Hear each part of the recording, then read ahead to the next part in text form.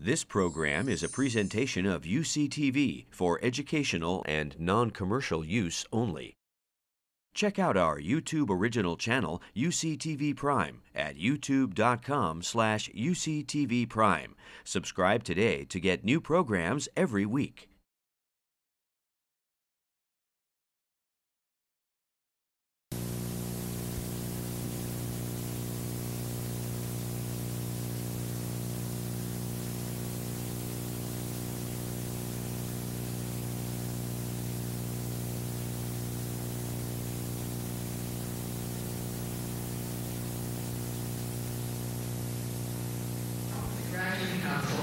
Council for the co-sponsors of the Jefferson Lectures. I'd like to warmly welcome you and, of course, our distinguished speaker, Professor Kenneth Karst. The Jefferson Lectures, as you noticed from your brochure, is really a list of American intellectuals over the last 40 years. I guess probably what they all have in common is the kind of people that Thomas Jefferson would have liked to have dinner with. And I'm sure they'll feel the same way tonight. The Jefferson Committee, headed by Harry Schreiber, I think has made a particularly brilliant choice this year. Since I'm particularly fond of Professor Karst's work, who wrote in the same area of children in law, and it's going to be a great treat for me both to hear the lecture and hopefully to dine with. And so I'd like to first introduce our very own Professor Harry Schreiber, Professor of Legal History in the Jurisprudence and Social Policy and Law program. Thank you.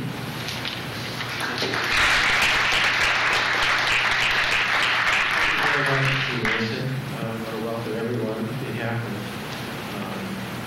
my colleagues on the committee, Council Postman, Mary Ryan, Michelle, William Banks, and Bill Henry, who comprise the committee to recommend to Lee Mason and Chancellor the Jefferson Lecturers in this very distinguished series. We're very happy that we could persuade our speaker today to come. His biography is briefly recapitulated in your program, and I don't want to take his time.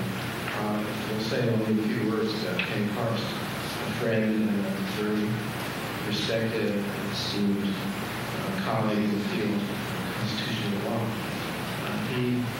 His career spans much of the history of modern people protection, since he was some of his first work on the problem of equality, which is preoccupied and inspired by Brown versus Board of Education, threshold of modern development in American constitutional law. When he was at Harvard, where he was briefly a fellow in teaching, went on to Ohio State to the law school, was a Ford Foundation Law Faculty Fellow in Latin America, later co-edited a book in Latin American Law and Development, and was associated with the Latin American Studies program at UCLA, as well as in the law school, where he took up his professorship in 1965 and has had the chair, David Price and Dallas Price Professorship since 1990. As many of you know, we at Berkeley have an annual faculty lecture, which is a subject of great distinction. He was the faculty lecturer at UCLA, speaking his colleagues, great admiration for him. And as you will soon learn, he's also a great teacher and has been recognized for teaching awards at his home law school. He's been a visiting fellow at St. Anthony's in Oxford, a member of the Kyoto University American Studies Summer Seminar in Japan, visiting professor of law several times at Japanese universities, as well as in France and New Zealand. He is a fellow of the American Academy of Arts and Sciences and has won many other distinctions. They say that for a subject that has interested him over the years, for which he's contributed very greatly, is the question of equality in American life. We all know him well for his books in that field: Law's Promise, Law's Expression, and his Belonging to America, Equal Citizenship, and the Constitution.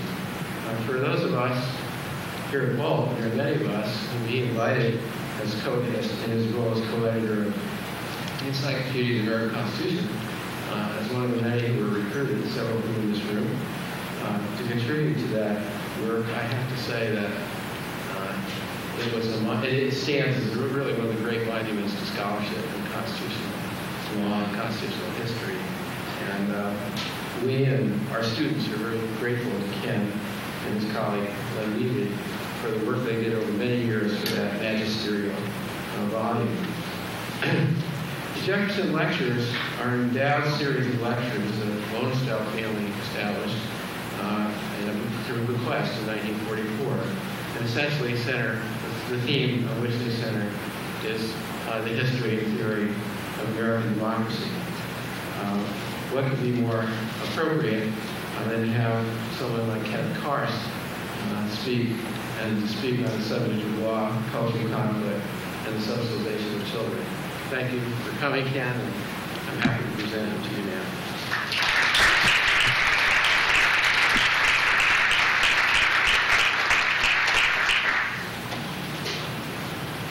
Thank you, Gary. I'm just delighted to be here for a lot of reasons. The Jefferson Lectures hold a special place in one lecture series in this country, and it's very flattering to be invited to this podium. Besides coming here, it gives me a chance to see old friends and to make some new ones, to see some of the faces whose names I have cited in my own work over the years. And the occasion also allows me to bow to the memory of Thomas Jefferson. He played, as everybody here knows, a crucial role in articulating our national commitment to liberty and equality. And those two themes are going to run through everything I have to say today. Surely Jefferson never gave a thought to the subject of transracial adoption, let alone the influence of MTV on teenagers. But you know, Jefferson wrote 15,000 letters. And if Jefferson were alive today, he would be engaged in a lively email correspondence on all these subjects that we're going to be talking about today.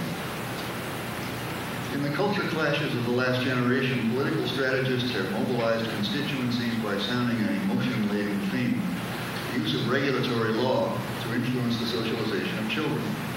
The emotion in question is fear. Adults are anxious about children's beliefs and identity. They hope that a child will continue to self-identify as one of us, or at least not as one of them. They're also anxious about behavior. They hope children will act in accordance with our values, and they fear that they may not. This afternoon, I'll be talking about several legal issues. I begin with two proposals to regulate the adoption of infants and small children. Then I turn to the socialization of adolescents with particular attention to schooling, to youth culture and the communications media, and to urban poverty. Proposals for regulatory law to govern children's socialization are debated with intensity, as if the laws were expected to have important effects on the lives of real children. But as we'll see, the expectation turns out to be largely false. And what explains all the sound and fury? I'll try to suggest an answer to this question by looking at these proposals in the setting where they have their greatest effects, and that is electoral politics. Today, the law of adoption is the subject of two parallel disputes. The first is whether gay and lesbian applicants should be presumptively disqualified for adoptive parenthood. The second issue is whether petitions for adoption of African American children by white parents should be disfavored. 4 states forbid adoption by a would-be parent who is homosexual. A less severe option is a proposed legal presumption disqualifying gay or lesbian adoptive parents. Measures like these reflect a particular morality and a particular set of authoritative meanings. But a legal scholar has made a claim that purports to be factual, that homosexual parenting, that's his term, homosexual parenting is harmful to children. This assertion has at least 2 elements. First is the improbable claim that a child so raised is likely, and now I quote, to develop homosexual interests and behaviors. Second is the claim that the resulting homosexual identity increases the risk of particular harms, such as running away from home or substance abuse or even suicide. The latter predictions seem wildly inappropriate when the young person is living with gay or lesbian parents. The stories about gay teens who suffer from depression, run away from home, or contemplate suicide usually tell of young males who have lived with parents for whom homosexual orientation is anathema. Common sense of the matter is that gay and lesbian teenagers, like other teenagers, will have troubled lives if they encounter rejection by their parents. Surely gay and lesbian parents as a group are not so likely to harbor such hostilities, and they are extremely unlikely to throw children out of their homes for being gay. But for opponents of homosexual parenting, the basic perceived harm remains: the risk that a child will self-identify as homosexual. As I've said, this prediction is factually weak, but I'll assume it for purposes of argument. This is said to be a risk of harm because a homosexual self-identification is itself seen as bad, morally wrong. The author of this proposed legal presumption has also said that the claims of would-be gay or lesbian parents are self-centered, not aimed at children's welfare. Rather, he says, by raising children in an atmosphere more or less the equivalent of a bordello, these parents are willing to make children, now I'm quoting, the innocent victims of their choice to experiment for personal gratification with extramarital relationships. I should mention he's also opposed to gay marriage. Is it catch-22 or what? Apparently, one who is squinting in this way can see a lesbian and gay man not as a whole person, but as an abstraction, a walking gland. Those who argue against this presumptive disqualification are staking a claim of constitutional dimension. And one day, no doubt, our courts will hold that a legally imposed disadvantage based on sexual orientation is a suspect classification, requiring the state to show that the discrimination is necessary to achieve a public interest of supreme importance. But another basis for serious judicial scrutiny is here at hand right now, in the importance of the family relationship at stake. Once any sort of persuasive justification is required, then gross generalizations, stereotypically fastened to an entire social group, will have to give way to evaluations of particular applicants for adoption. The Constitution to one side, the critics of a presumed disqualification are making their own moral claim, founded on a morality of individual rights and responsibilities. This is the morality that became familiar to Americans in the era of the civil rights movement. But the gay rights advocates also make a broader argument about morality, that a homosexual relationship is not per se immoral, any more than is a heterosexual relationship. We're in the presence of two bedrock moral postulates, utterly opposed and beyond compromise. The modern gay rights revolution is seen by its antagonists as undermining traditionally authoritative meanings of gender. From this perspective, a young girl who cuts her hair short, wears sloppy jeans, and dreams of being an Air Force fighter pilot seems to be risking the loss of her feminine gender identity, and perhaps the loss of her heterosexual identity as well. To call this a risk is to affirm a cultural worldview, that gender is a crucially important marker of individual identity and social status, that the gender line must be sharply defined and vigilantly policed. The corollary is that both men and women must be seen as unambiguously heterosexual. We deal here with the authoritative definition of meanings. One kind of cultural authority is informed descriptive. It explains the way the world is. Surely it's fair to question the authority for asserting as fact that men and women are, in psychological essence, radically different orders of being. The other form of authority over meanings is explicitly normative, describing principles for right behavior. This, of course, is morality itself. And so we've come full circle to the standoff of moral postulates. But it's the symbolism of group status that is mainly at stake in this dispute over adoption law. For example, the author of the proposed legal presumption against homosexual parenting seems to have no objection to a continuation of the de facto family composed, say, of the mother, her child, and her lesbian partner. This is a remarkable concession, given that a considerable proportion of the children living in lesbian families were born within marriages to women who came out after divorce. It's clear that the actual living arrangements that would be affected by the proposed presumption would be few in number. The chief concern of the presumption's proponents is not that some children will be raised by some gay or lesbian parents, but that legislative or judicial acceptance of a non-discrimination principle for such cases will legitimize homosexual parenting in general, making it, and now I quote, just as good and legally equivalent to heterosexual parenting.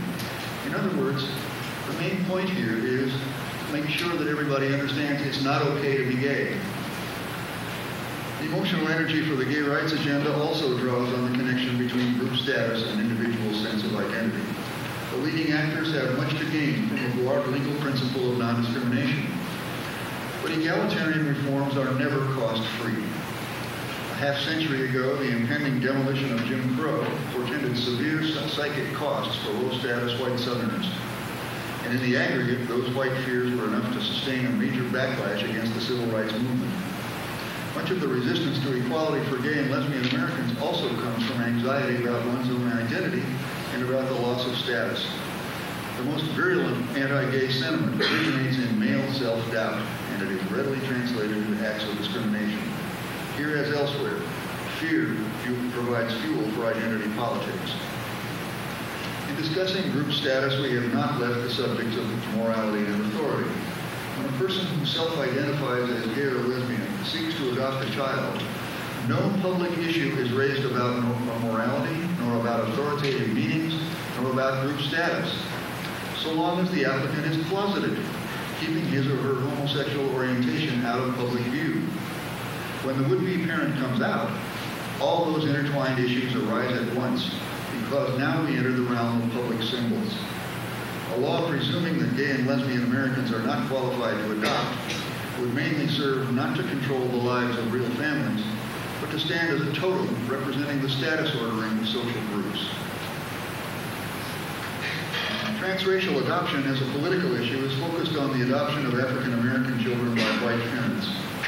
In 1996, Congress prohibited adoption agencies that received federal funding from giving any racial preference in the adoption process. Yet the debate continues on the relevance of parents' race to the socialization of adopted black children, and this debate is also part of a large and painful cultural conflict. White parents' adoptions of black children probably number well under 1,000 a year, but the number of those adoptions subject to the federal law seems likely to be considerably lower for two reasons. First, black mothers who have never married are making only about 1% of their total newborns available for adoption. Second, the majority of those newborns who are adopted are placed through open adoption, arranged directly between the birth mother and the adopting parents without an agency as a go-between. Open adoptions are not regulated by the 1996 law. Those who nonetheless support a legally recognized presumption that black children should be raised by black parents emphasize the children's need to be taught survival skills in a society that is still unhappily infected by racism, and a related need to form a positive black identity. The strongest opponents of transracial adoption, such as the National Association of Black Social Workers, also argue that black children raised to have white minds, that's their phrase, will be lost as resources in the political struggles of the black community to overcome racial subordination. This dispute has some parallels to the dispute over adoption by gay or lesbian parents. Skeptics about transracial adoption charge that those who advocate the end of race matching are doing so not with the welfare of black children in mind, but more selfishly for the benefit of white adults who are looking for children to adopt. Opponents of race matching, on the other hand, citing the Black Social Workers Statement, see the hostility to transracial adoption as neglecting the welfare of individual children in favor of a group political interest. One writer calls it a black separatist or nationalist perspective. On both sides, these are serious moral charges. The social science studies tend to be optimistic about white parents' introduction of black children to black culture and about the long-term adjustment of the children, but the evidence is less than conclusive. And Elizabeth Bartlett, a prominent advocate against race matching, agrees that black children adopted by white parents are likely to develop, and now I quote, a sense of meaning of race that is very different from that of black children living in a state of relative isolation or exclusion from the white world. The main disagreement here is whether or not it is good for black children to be socialized to identities and meanings in tune with integrationist ideals. Where one observer looks forward to a progressively interracial society, another sees a black child who has been raised white and thus stolen from the black community.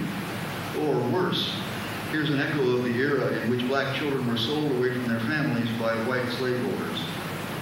Now we reach the emotional core of the larger issue, and we can see why, even though only small numbers of black children are adopted by white parents, those who would restrict the practice talk about child stealing and cultural genocide. When such heated language is used, we see that the speaker's own identity is in play. Consider the picture of a child transferred from a black and typically poor birth mother to a white and typically more advantaged adoptive mother. This picture arouses a strongly negative reaction in many African American mothers who see the transfer of the child as implying a devaluation of their own accomplishments in raising children under trying circumstances. On the other side of this controversy, too, the identity of the observer can affect perceptions of child welfare issues. Some of the advocacy against race matching has come from whites who have themselves been frustrated by an adoption system that has put them on hold because they're white. Some of them have turned to independent adoptions, and some have adopted children in other countries. These white parents point out that their views are shared by a number of black writers, and they do not see the small numbers of transracial adoptions as a threat to the national black community with its population over 30 million. Nor do they see themselves as lacking in concern for their children's development of healthy attitudes toward their own identities, or healthy attitudes toward the meanings of race in America. It is clear that the issue of transracial adoption brings to the fore at least two competing moralities, along with competing cultural meanings of child raising and of race. But because the partisans see their own identities at stake, a perceived conflict about group status hierarchy looms over the issue in all its manifestations. And now for some words about adolescence. The idea of teenage rebellion is a cliche, but for many teenagers, the rejection of restrictions on their freedom imposed by parents or schools or the state is a resistance to authority that the teenagers perceive as illegitimate. Remember, a few centuries ago, before the invention of childhood, before child labor laws, before compulsory education laws, 14-year-old girls were often marrying, and 14-year-old boys were in the workforce or in the army. The commonplace of modern life is the segmentation of people's lives into different sectors of experience. If you were asked to describe yourself, you'll probably come up with a list of features. Every feature you name will identify you with a group, with a community of shared meanings and emotions, with a subculture, in short, with an identity. You may say, well, these communities and identities are limited, and they are. But in the modern world, all communities and all identities are limited. Today, even forms of self-identification such as ethnicity or religion are in considerable measure identities of choice. Young people live today in the identity bazaar. Pluralization of identities and the choices thus available grow out of the major social trends of the modern era, such as, just to name a few, capitalism's individualizing influence, urbanization, changes in the family structure and authority, increasing mobility, mass communications. In combination, these developments have pluralized not only the public world, including work, but even the world of the family. When Peter Berger and his colleagues say children habitually and disturbingly emigrate from the world of their parents, they're referring to cultural immigration, from the parents' morality, from the authority of meanings the parents have assigned to behavior, even from the parents' religion and their other group identities. Older children do not merely feel the effects of social change. Increasingly, they are seen and they see themselves as the agents of change. Here in Berkeley, I don't need to elaborate. I turn now to three factors outside the home that transmit potentially identity-shaping messages to American adolescents. First, schools. Second, the youth culture and communications media. And third, urban poverty. In cultural politics centered on public schools, all the major social issues are represented. Religion, gender, family, and sexuality, race and ethnicity. The relation of religion to schooling had percolated in politics for more than a century before the Supreme Court's 1960s decisions holding that official classroom prayers or Bible reading violated the Establishment Clause. No doubt the acculturating influence of daily prayer is stronger for small children than for teenagers. Yet the constitutional ban on official school prayer has moved on from the classroom to such adolescent activities as graduation ceremonies and football games, where the main concern is not acculturation, but the sense of exclusion. Meanwhile, however, religious groups have succeeded famously in obtaining both federal legislation and judicial interpretations of the First Amendment, requiring school newspapers or classrooms after school hours to give religious speech the same access as other speech. So the old line that God has been kicked out of the schools has lost its force. School curricula are another focus for religious politics, but the courts have held invalid such laws as the one banning the teaching of the Darwinian theory of evolution, or the one requiring that the teaching of Darwin be accompanied by the version of the book of Genesis that has been rebaptized as creation science. If parents want to opt out of what they see as a curriculum hostile to religion, their main option is to give their children home instruction or to place them in private school. These options, often chosen today by fundamentalist or evangelical Protestants, Recall the experience of Roman Catholics long ago. The expansion of parochial schools was a response to the public schools program of Protestant indoctrination. This indoctrination was designed to unify national culture by subordinating the traditions of Irish and German Catholic immigrants to the authority of American, that is, Anglo-Protestant, cultural forms. In short, one mission of the common school was cultural hegemony, and the religious side of that mission would violate today's constitutional norms. Parents who want to withdraw their children from public school have to confront the high cost of private tuition. For a time, the Supreme Court held that even indirect transfers of public funds to religious institutions were unconstitutional.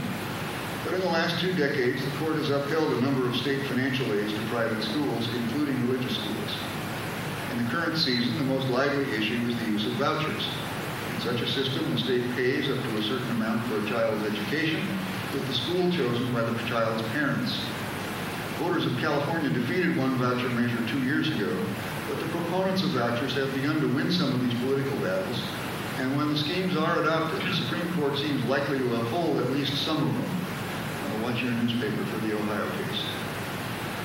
This prospect may be alarming to those who worry with good reason about the effects of pulling massive amounts of state funds out of the public schools, but their remedy lies in politics. In today's America, school vouchers do not present the main evil contemplated by the Establishment Clause, which is the threat of religious domination aided by government. Today, hundreds of religious groups contend for the allegiance of Americans. Generalized public support for private schools may be unwise. When it effectuates parents' choices about cultural preservation, it does not seem unconstitutional. For some parents, one objectionable feature of a secularized school curriculum is the treatment of subjects involving family and gender roles. One father wrote to a newspaper in Tennessee that he did not want his first-grade daughter to be exposed to a reading textbook that showed boys cooking and girls reading. He objected because the book might suggest that there are no God-given rules for the different sexes.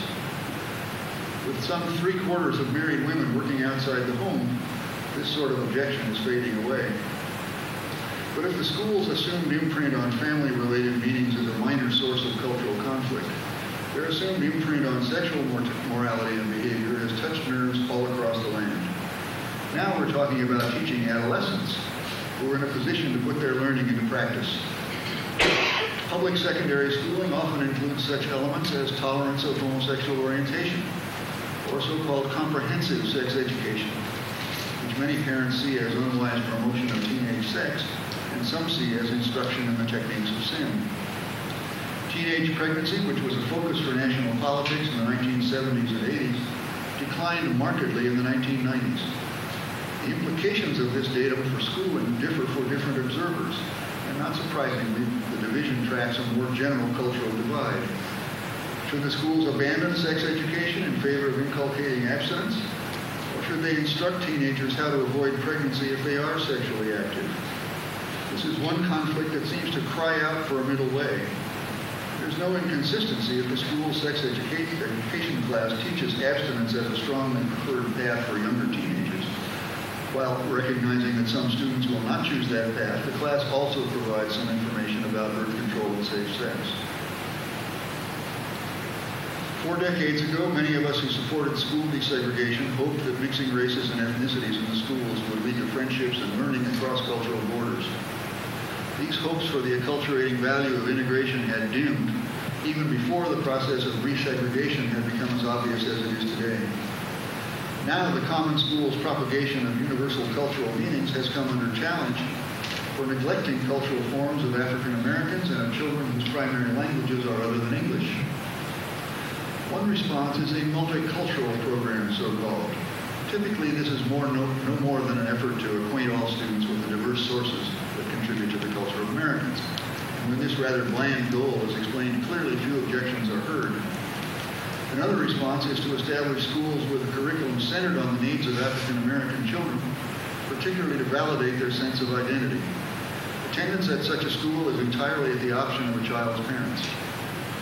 The early proposals, with no more than a glance back at Jim Crow, were for separate schooling for African American boys.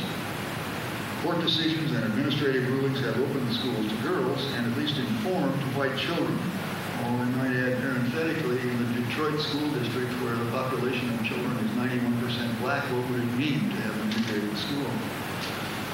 There's no unanimity in the black community about these schools, but the dissatisfaction of black parents with the schooling of their children is widely shared. And even without vouchers, a good many black parents have moved their children to religious schools. I should say I don't think that the Afrocentric or African-American-centered schools are unconstitutional. I didn't say that here, but I will say it in case anybody cares, but I can't.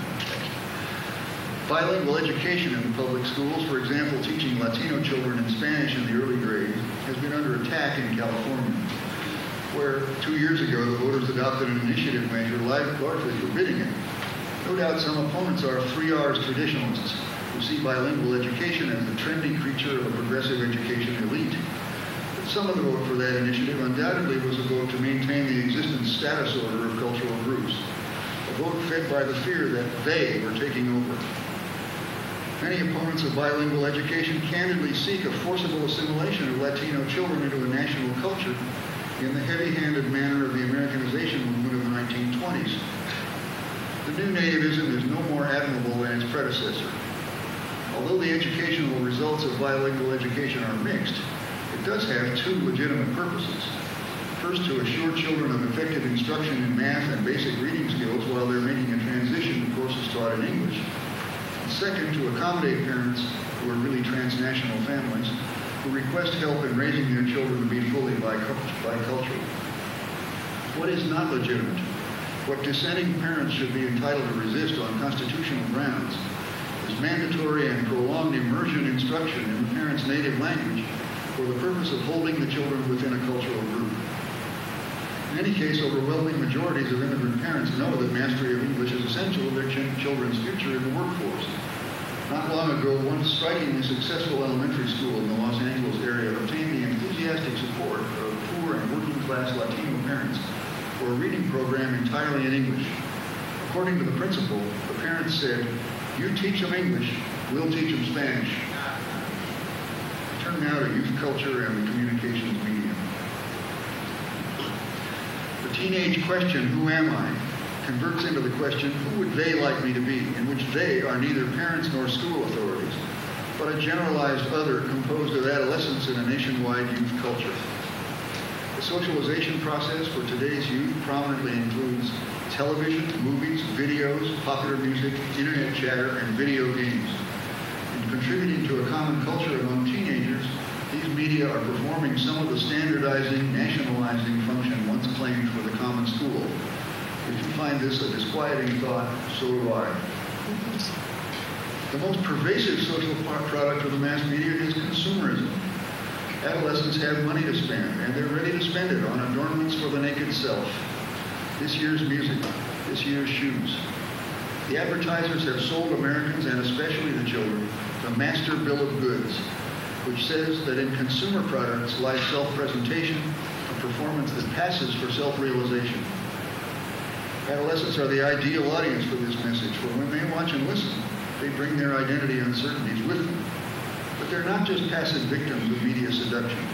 If the message catches on, the reason is that the children are choosing to receive it. In the teenage media markets, boys are the big spenders. And in their nervous quest for the will-o'-the-wisp of masculinity, they're on the lookout for media symbols of power. For some children, media violence may contribute to aggressive behavior. And when it does, anxiety about identity is often present. In one study, when conflicts among 9th graders turned to fighting, the usual triggering cause was the perception of the need to maintain a social identity, to fulfill the demands of a social role.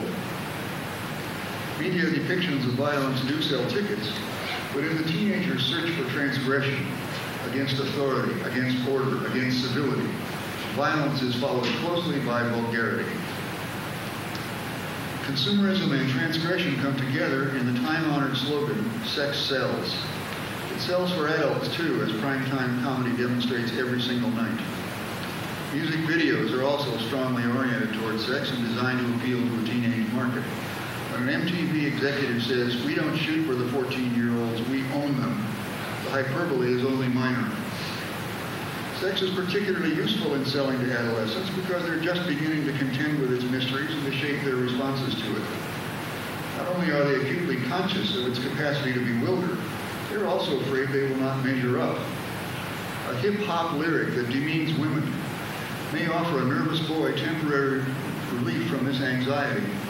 Singing along, he may imagine a momentary control over some essence of the feminine when he knows deep down that in the real world, power is just what he lacks. Often a school board election campaign is premised on the assumption that the school will have a major influence on children's attitudes towards sex and sexuality. But this may be the one area of teenage life that is least responsive to the school's assertion of cultural authority. Messages of youth culture overwhelm the school's messages on this subject. For all practical purposes, too, the media's messages on sexual themes are beyond the control of regulatory law. And this even though the courts, including the Supreme Court, regularly say that the protection of children against indecent messages is a weighty governmental interest. For example, consider indecency on the internet. Whatever limits you may impose on your home computer, if one teenager in your child's set lives in a house where parents have not taken those measures, the whole world, and I mean literally a whole world, of indecent communications opens before your child. But in any case, the children do not need the media to learn about this subject. They learn from each other. In 1977, the Supreme Court divided over the constitutionality of a New York law forbidding the sale of contraceptives to minors under 16. Most of the justices thought the law would not be effective in discouraging sexual behavior. But today, this question, this debate seems quaint. One major change in our society in the late 20th century was a lowering of the age in which children engage in sexual activity. This change is documented in survey research data, but its meanings in the lives of teenagers are brought to life in Patricia Hirsch's book, A Tribe Apart, a detailed account of adolescent life in an eastern suburb. The theme of sex appears to be a constant presence in the minds of these teenagers. The confusion starts early with 13-year-olds trying to imagine the experience. Later, the veteran 14-year-olds compare notes on their initiation. When an 8th grade girl proposes a civics class speech on sexual harassment of middle school girls, that is, repeated and explicit sexual remarks and groping in the halls, her teacher tells her the subject is inappropriate. It is evident from the outrage of girls in the class that the unfitness of the subject does not lie in any lack of relevance to the girl's daily life. Rather, the speech is rejected because the school administration doesn't want to stir the anger of some parents.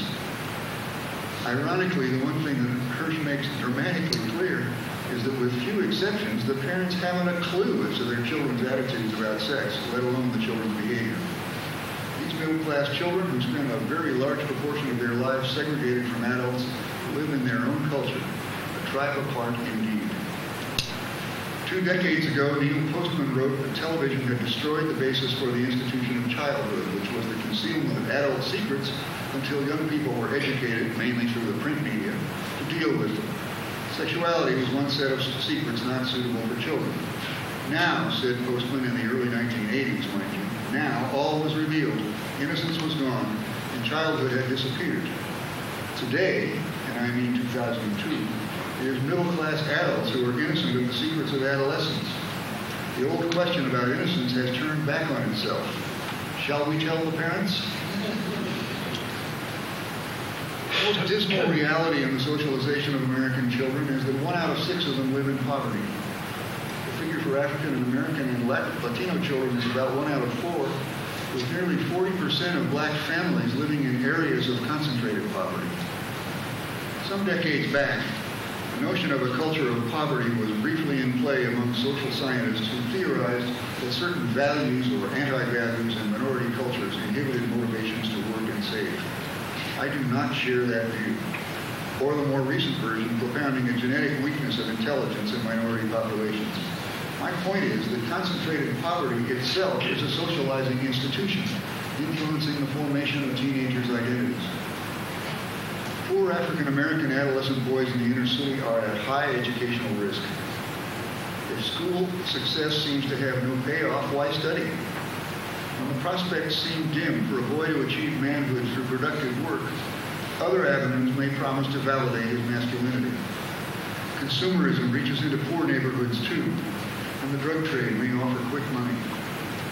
These adolescent boys' male acquaintances are unlikely to be college-bound. Indeed, about 1/3 of all black males between 20 and 29 are incarcerated or on probation or on parole. So you see, law has played a central role in decimating the positive social contributions of a whole generation of poor African American males. This is the combined effect of the war on drugs, mandatory sentences, 3 strikes laws, and policies to prosecute juveniles as adult offenders. A young black man's felony conviction for a drug offense can be an economic life sentence, severely limiting his prospects for decent employment and drastically reducing the likelihood that he will ever live in a stable family relationship. The consequences for poor African American communities are calamitous. The tragic irony is that in the last generation, the nation's principal reaction to crime, that is, punishment of ever-increasing numbers of young black men with ever-increasing severity, has turned out not to deter crime, but to promote further lawbreaking and further community disorganization. In this process, identity politics has made its own contribution. One tried and true means of mobilizing a constituency has been to foment racial fear and to promise law as a form of control. Concentrated poverty also means that many a young black woman will attend a poor school, be unprepared for college, and see little opportunity for productive work. In these circumstances, school itself may be seen as irrelevant to her future. She may dream in her romantic moods of a life shared with a man who will join her in raising a family. But where is this young man to be found? Even as her motivation to marry is fading, pregnancy may have its own value as a badge of adulthood, an avenue to dignity. On this subject, both morality and authority have changed in all racial groups in the last half-century. Motherhood will not make a poor young woman more employable. Her efforts to make ends meet may be little short of heroic, and still they may fail. At worst, she may lose her child to a state agency that looks at the living conditions of severe poverty and labels them as child neglect. Meanwhile, comfortable observers like Dan Quayle and Gertrude Himmelfarb keep saying, mostly to each other, that such a woman is a picture of immorality, and she should get a job, or get a man, or both. As for the politicos who say that teenage motherhood is a major cause of poverty, the most suitable response would be a Bronx cheer. But this is a distinguished occasion, and I will just mention the massive body of evidence that this statement gets the main causal relationship exactly backwards. If poor adolescents, girls and boys, are to qualify for today's labor market, they'll have to be persuaded that employers will hire them once they are qualified. But for minority adolescents who live in areas of concentrated poverty, their daily experience socializes them to a sense of futility. The old causal assumptions about the culture of poverty were inadequate, not because culture was irrelevant to the conditions of the poor, but because the assumption failed to give enough weight to the ways in which poverty itself acculturates. Half a century after Brown against the Board of Education renewed the nation's promise of equal citizenship, the vicious cycle of child poverty and racial subordination is a national disgrace.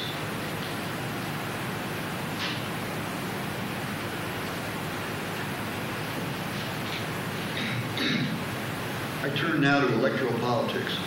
Up to now, we've been looking at the consumers of cultural politics and their assumptions about the power of law to regulate the socialization of children.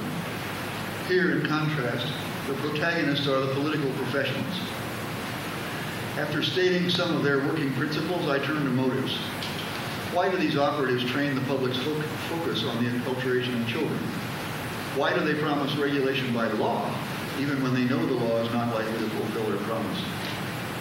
The first rule of thumb for the political operative is polarization pays. An important part of a candidate's self-portrait is the designation of enemies, who menace the authority of our values and cherished symbols, and, it is insinuated, threaten the status position of our group. These portrayals are theater, consisting of posturing and gesturing. Adopting a law may be just such a gesture, implying not only the solution of some so-called problem, but also the group's status dominance. The enemy allows us to portray the contest not just as a matter of interests and tactics, but as a struggle over morality itself. The enemy's immorality is not just a rhetorical flourish. It provides the agitation needed to mobilize the constituency and hold it together. Rule 2, never compromise. It's a tactical mistake to accept any compromise that might allow an issue of symbolic value to recede from the limelight. No wonder, then, that the most vocal opponents of sex education in the schools have no interest in reaching a middle ground that would combine recommendations of abstinence with instruction that will reduce unwanted pregnancies. The no-compromise strategy is designed to keep the issue alive, but it is explained in the language of morality. After all, one can hardly compromise with servants of the devil. Rule 3, futility doesn't matter. A political manager who specializes in cultural politics will not be bothered by the prospect that it may be futile to try to control the socialization of children by making this or that change in the law. The ideal issue should not only polarize the polity into us and them, but should remain a constant threat to serve from one year to another as a highlight of direct male solicitation. In this perspective, official school prayer in classrooms, at graduation, at football games can serve for years and years. Rule 4, emotion can trump reasoning. For many of older consumer, identifying a candidate as one of us may be at least as important as any position the candidate may take on questions of public policy. This identification of candidate with consumer is most effective when it is founded on emotion. So political drama, the simple, morality-laden, and polarizing symbolism of identity politics, tends to displace policy debate with its inevitable complexity and its boring details. The most effective pronouncements in cultural politics will transmit a mood of shared values, but lie beyond proof or disproof, as in the assertion, welfare destroys character. One result is the popularity among political consultants of election advertising on television at the intellectual level of a cartoon. In cultural politics, a cartoon is worth 1,000 words. Well then, why children? Although the saga of Elian Gonzalez did not grow out of an election campaign, it did illustrate the political uses of a poster child. I'll bet there's no one in this auditorium who did not see Elian's picture a couple of years ago. His mother lost at sea, the 6-year-old Elian was found floating in the Caribbean in an inner tube. His father had stayed in Cuba and wanted Elian to live with him. With the Cuban economy tottering, Fidel Castro saw Elian's value as an instrument for political mobilization, and he demanded Elian's return, orchestrating chanting crowds in his patented way. The hoopla in Havana produced an explosion of emotion in Miami, where Elian was staying in the community of exiled Cubans. His Miami relatives and most exiles who were vocal insisted that Elian stay in the United States, free from the oppression of Castro's socialism. On both sides, high emotion was the order of the day. Then the U.S. Department of Justice followed what would be the normal pattern if the case were not charged with politics and decided that Elian should be reunited with his father. When a federal court sustained this decision and the Miami relatives resisted, federal agents seized Elian at gunpoint for delivery to his father. In Cuba, thousands cheered and wept for joy. In Miami, thousands wept tears of sadness and outrage.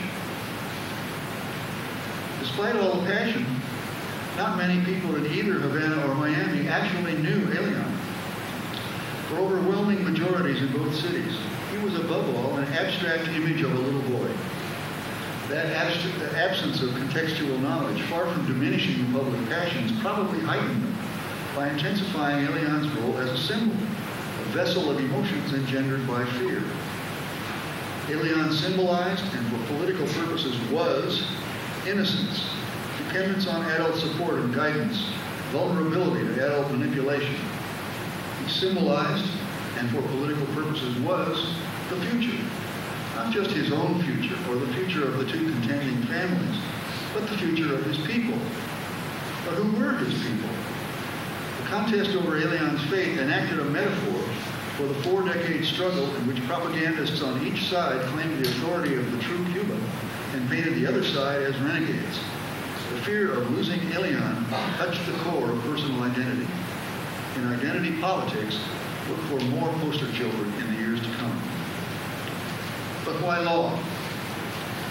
A cultural contest can be carried on in many ways, from literary quarreling to armed struggle.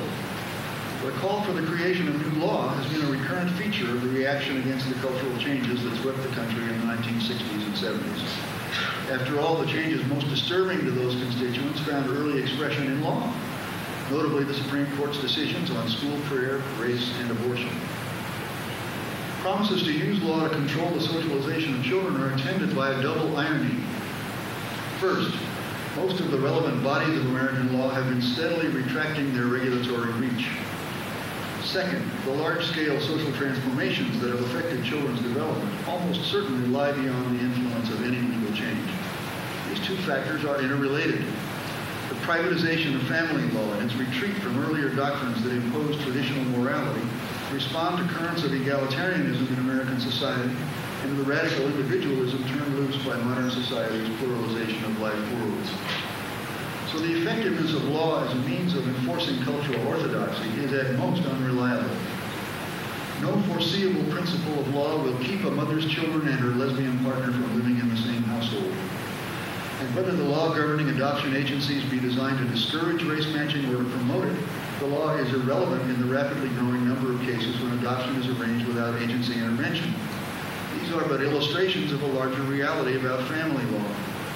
On the ground, where individual adults establish living arrangements for themselves and their children, regulatory law has far less influence over what actually happens than might be assumed from the ardent rhetoric of cultural politics or even the more restrained rhetoric of culturally committed academics.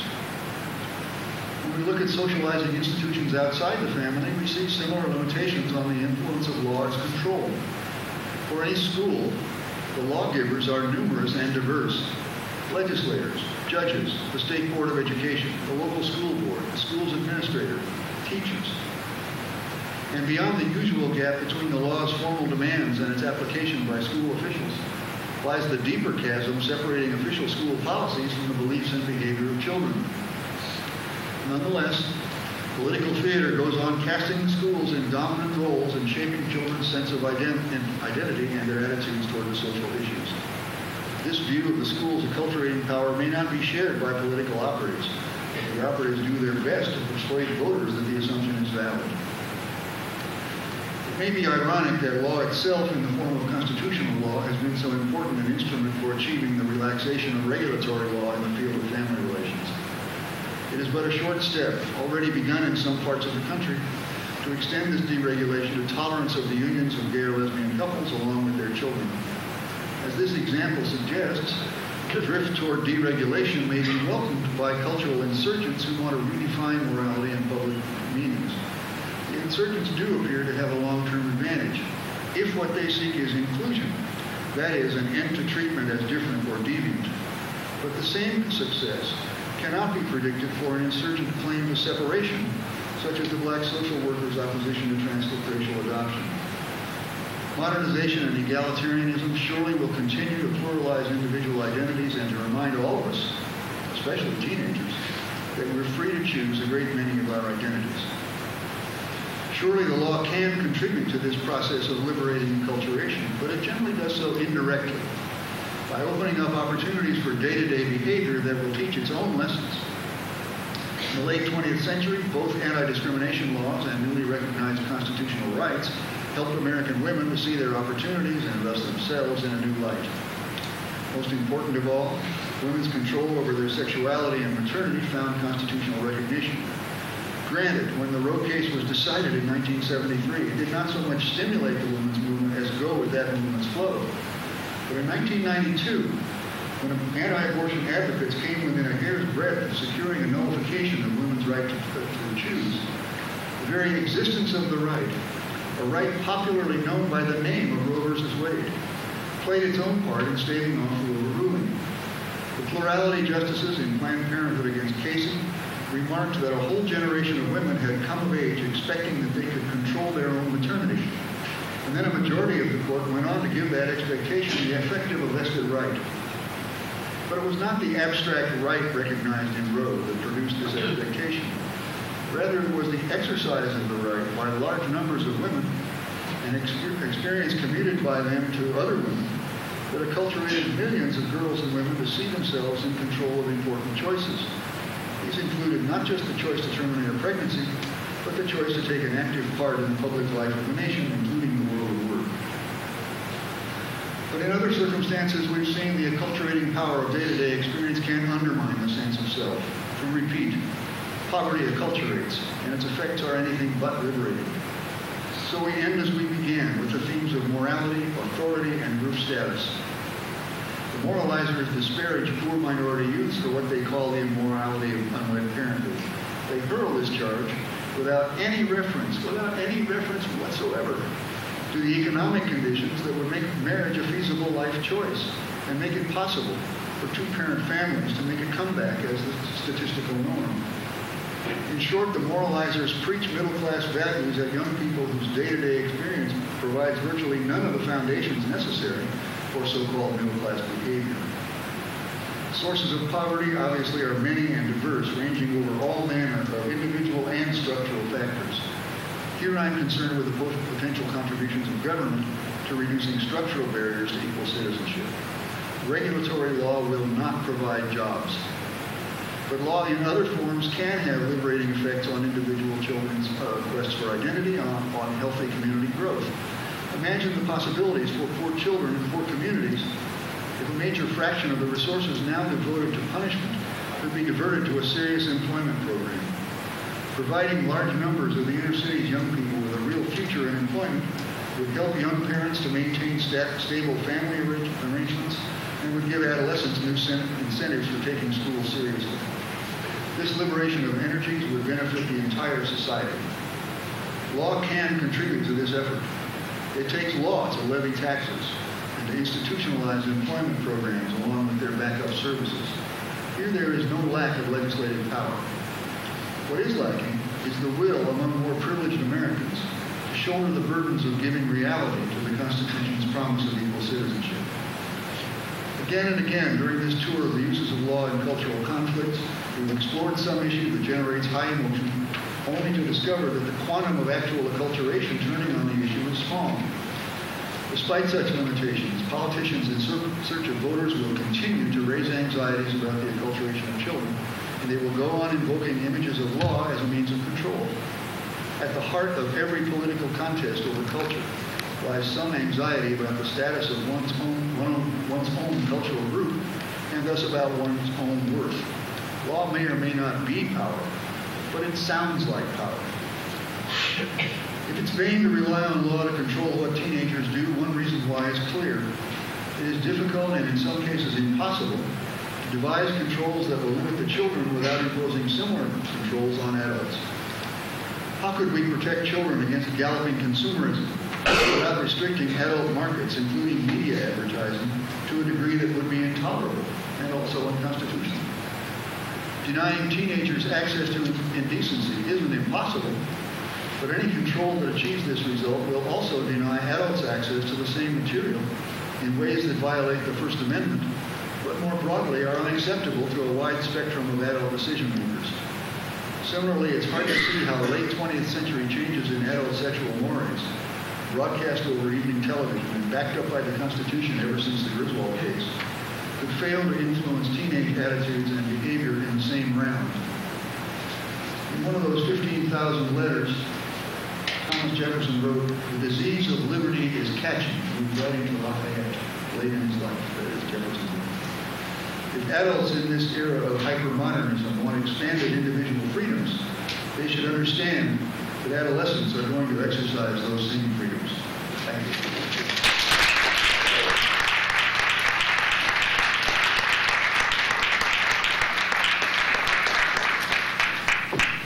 Thank you very much, Mr. Karst. We're going to have 10 minutes of questions. Professor Karst has generously agreed to entertain your questions, and at 4:30 we'll adjourn for the Goldberg room upstairs, where there'll be a reception in which everyone is invited. So let me open the floor. Questions about this? That is lecture. That's okay. Yes, Professor Holland. I'm not sure it's a question, but another take on the comparisons between the gay and lesbian adoption issue and transracial adoption. which is that within the world of adoption as a whole, there is certainly a fundamental controversy underway between the view of adoption as a form of as-if parenting, that adoptive families are created to substitute for and to replace the biological that they cannot be, on the one side, and on the other side, a version of the openness or the continued contact that you referred to in talking about some of the arrangements on the transracial couple, meaning an acceptance of the notion that adoption is different and all clap hands and celebrate. And it strikes me that in the on many of the discussions among gays and lesbians about adoption, the goal is actually much closer to recreating adoption in the older as-if the asserted equivalent of the biological. Since although the resort is to assisted reproductive technologies in order to have a child, so many of the couples who are seeking to be same-sex, second-parent adoptive couples are not adopting other children or the children of others, except, of course, from the whole foster care system in Florida. But the main line seems to be to recreate with the biogenetic essential connection, and therefore not really be different. Whereas the transracial adoption folks are much more on the edge of shattering the most traditional concepts of adoption because they can't be anything other than other and different, since the differences are really announced on their faces as they wander around the streets. And so the black-white transracial adoption is really just a piece of a much larger picture of difference that includes the larger and larger numbers of inter-country adoption that are going on, which don't play into the same political quagmire or legal quagmire as the black-white, but still are really to some on the forefront of the acceptance and embrace of difference, with 20,000 children coming in this year, for example, mostly from Asia and the former Soviet Union and the Latin American countries. So I see the complexity of these issues as even going beyond the kind of complexity you suggest. Well, I think that's an excellent point, and I thank you for focusing me on it. And I'd like to, if you're going to be around in the section, I'd like to talk a little bit more about it. One of the things that I think is notable about the transracial adoption situation is the problem of kids going left in foster homes for a very long time, more or less warehoused in foster families. Some of the foster families would love to do, treat the kids as their own and so forth, and even maybe adopt, but some would not. And the people who are concerned about race matching are concerned about holding up for years and years, in many of these cases, any adoption of a black child, with the result that since it's easier to sell, if you will, the adoption of an infant than it is the adoption of an older child, that there are, these people will go on in foster homes indefinitely and then never be in any other kind of arrangement. Now, for some of them, that's fine. I mean, some of the foster homes are terrific, but not as a whole. Like I see you shaking your head. You agree with me, but not as a whole. So there is that as well. But please, let's talk about this. One of the great things about giving a talk like this before something is published is that you get a chance to make it better without leaving something undone that should be done in the printed version, and I thank you. Well, you probably come to the right place. That's what you'd like to have. Other learned commentators here. Yes, you spoke about adolescents these days having the secrets and we're the innocents. And I think the law reflects this in terms of criminalizing ever younger juveniles for offenses. And also in schools, metal detectors, the locker searches, treating them as if they are dangerous human beings. Do you have any thoughts on that? I do, yes. I was talking earlier today with someone who I think is here, or she was here earlier, anyway, about the kid as citizen. Shall we treat adolescents as if they have the rights of citizens? And that would include various guarantees, the Bill of Rights. And it's quite true that the courts have, just as in the Fourth Amendment, the search and seizure amendment to the Bill of Rights, the court seems to have carved out what my colleague Robert Goldstein refers to as the narcotics exception to the Fourth Amendment. That is to say, if it's a drug case, you can't claim it successfully because they've got a rule against you. I think that's true in the case of children as well, and I think the locker searches are an excellent example of this. The notion that the school stands in the place of the parents and therefore can search the locker in the way that a parent might have the right to search somebody's room. Well, I mean, first of all, the premise might be, why does the parent, I mean, the parent does have a legal right to do this, but why should the parent feel free to go search the kid's room? But even if they should, the school is not the parent. So I agree with the implicit comment here, which is that we're sometimes treating kids as if they were adults for some purposes and not for others. And the choices that we're making with respect to that, whether we're going to treat them as adults or not, does not particularly lie in any evaluation of whether it's good or bad for the kid. Mr. Fast? Probably know, neither status politics nor identity politics is new. Historically, it goes certainly back to the 1920s, especially around adolescence, and even back to the 19th century. Would you like to say something about whether there are particulars about this time that are different from past experiences of this sort? Well, I think some of the things that I talked about are, for example, the influence of the national media. The media are nationwide in their reach, and I think those media do have an influence on children far greater than any analogous institution, even in the era of newspapers. I mean, even in the teens and 20s, radio started, but now we've gone so far beyond radio with the internet, with MTV, with televised and videos, but other videos are just sold. So I think that's different. I don't think children are fundamentally different. People say, how are students different from now? So they say this to old codgers. How are students different now from the way they were when you started teaching, back around the Boer War? And that I say, I don't think they're all that different. They have different experiences. But I don't think they're smarter now. Or, they may have learned different kinds of things in school and from media and so on. So I don't want to assert that something has happened to children, but I think children's environments are different. We're much more heavily urbanized now than we were in the early part of the century. And there, I know there was plenty of ethnic diversity anyway in New York City in 1915. So you could have similar identity politics issues.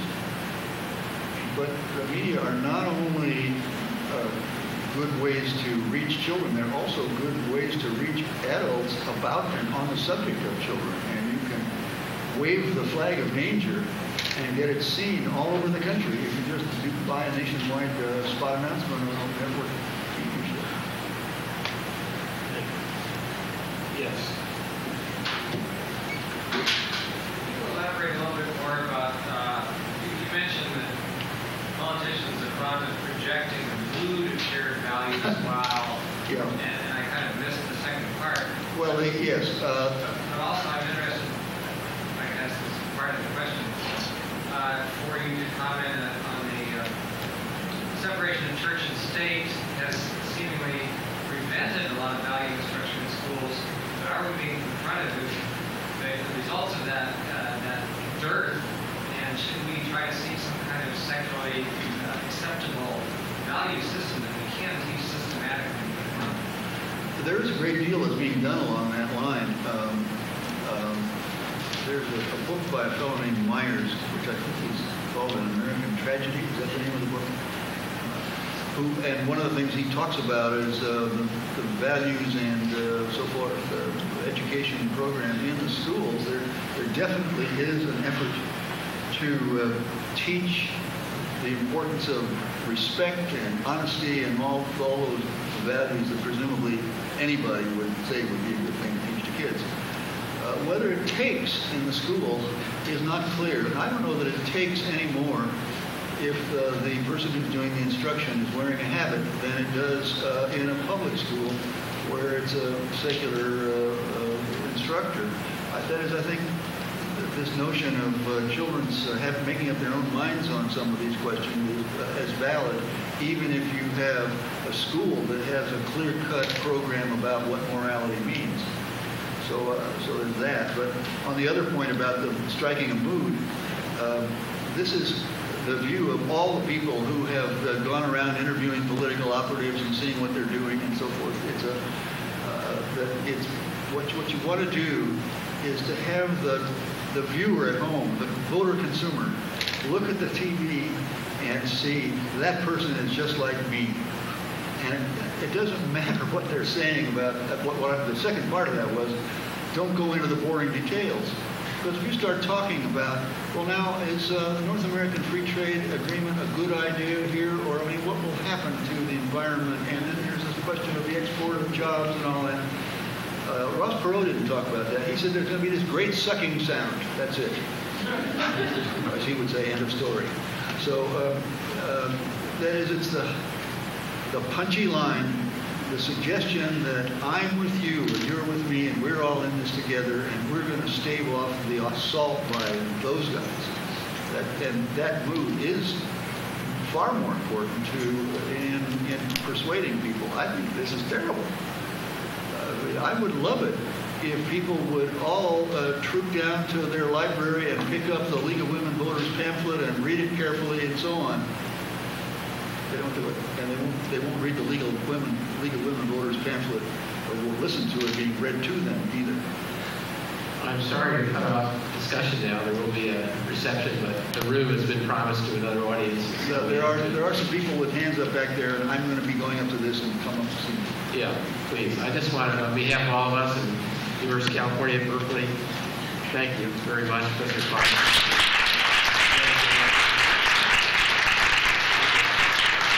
Over is upstairs and down in the corridor to the back office.